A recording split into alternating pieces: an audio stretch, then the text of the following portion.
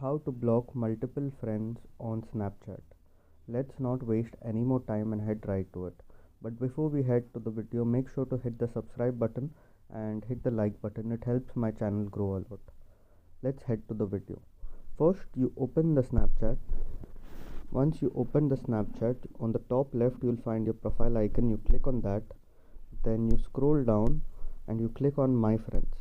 The reason we have come to My Friends is because apparently Snapchat doesn't allow to multiple accounts to block them all at once. It doesn't allow that feature, but this is a quick hack that you can do.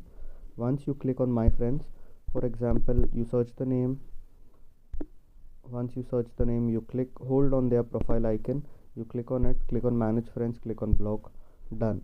Then click on the other friend, search the other friend, click on Manage Friendship, block. Then you can click on the other friend, Manage Friendship, block.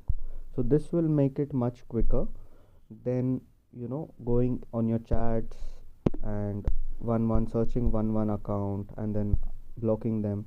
Instead of that, just click on your friends and search their name, click on their profile, block them immediately. If this video helped, make sure to leave a like and don't forget to subscribe. Thanks for watching.